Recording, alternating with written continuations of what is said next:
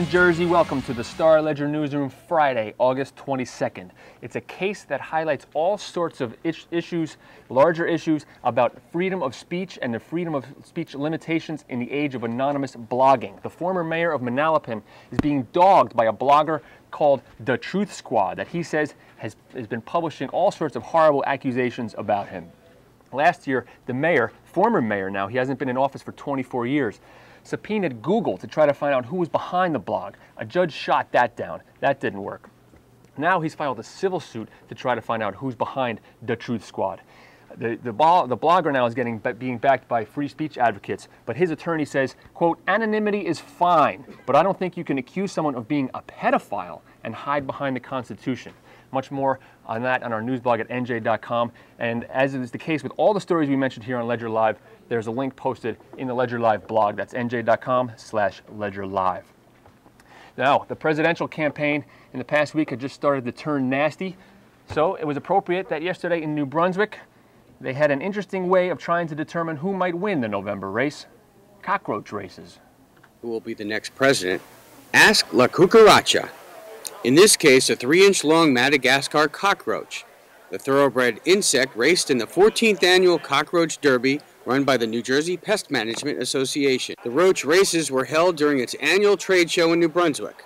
Cockroaches raced, sort of, down a 6-foot-long plexiglass track to predict the winner of this year's election. One cockroach ran for Senator McCain and the other for Senator Obama. We've had some mishaps in the past, and the elder bush was running. We didn't have a top on the track. He was last seen swerving to the right and flying away. Past events, or is it pest events, have forecast the winner of the White House 86% of the time. But McCain is looking like he might win by a whisker here. I don't know. So maybe an antenna, you know. McCain was aggressive most of the day, but Obama could barely get out of his way and took a nap at one point. Obama was wide awake before the race started. McCain absolutely sleeping. They got into post position. Gate was lifted. McCain immediately went to the finish line, and Obama sacked. So the fact that McCain won today by such a wide margin, a full length of the whole road race track, I don't know. That's a pretty telling tale. McCain won most of the races hands down, but the two fought it out, and by the end of the day, Obama rallied for his first victory.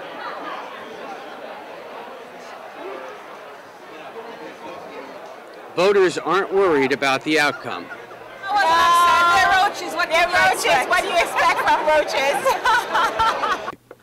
All right, the Munchmobile, the cultural and gastronomical phenomenon on wheels, is wrapping up another summer of cruising the highways of New Jersey, looking for the best food. This week, the Munchers went in search of the best chowder, clam chowder. They also encountered a few interesting chowder heads, like this guy. They make lobster rolls with meat. I make fresh crab meat on a bun, piled high. You have to open your mouth real big to bite it. I make cheesesteaks and they're big. 2 can eat from one. Don't buy small, buy big, cut them in half. Take $2. I got homemade raviolis in here that I sell. I had a restaurant for 24 years, and I sell the raviolis here. You cook them, they're easy to handle. They're the best ravioli you ever had, and they're that big. I got cold drinks.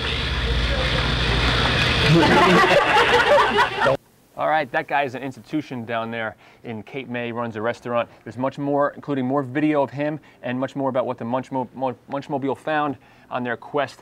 And again, links to that on the Ledger Live blog, nj.com/Ledger Live.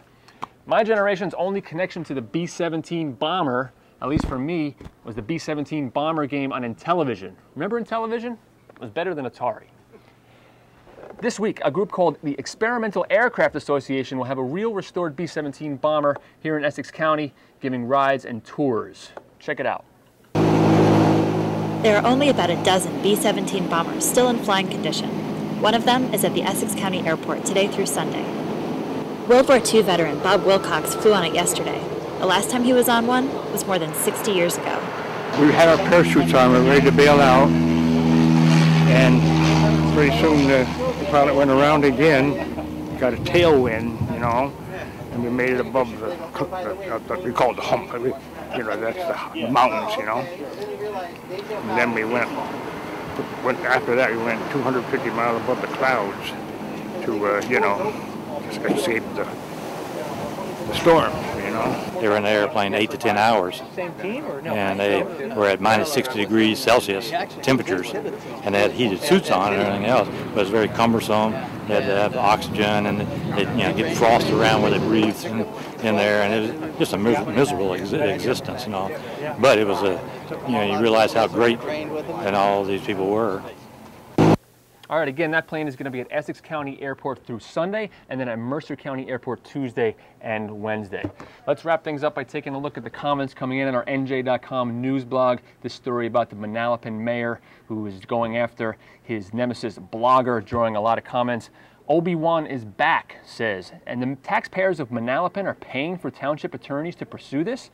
It's the mayor's personal beef. Let him pay for it. As a government official, you need to grow thick skin. If you can't stand the heat, then get out of the fire. Citizen King says, freedom of speech does not include the right to publish false statements of fact about another person. That is called defamation, and it is abuse of the right to free speech. All right, that wraps up Ledger Live for today. Keep in touch. Send us your photos, videos, emails. Send it all to ledgerlive@starledger.com or log on and sound off on our news blogs at NJ.com. All right, Jersey, take it easy.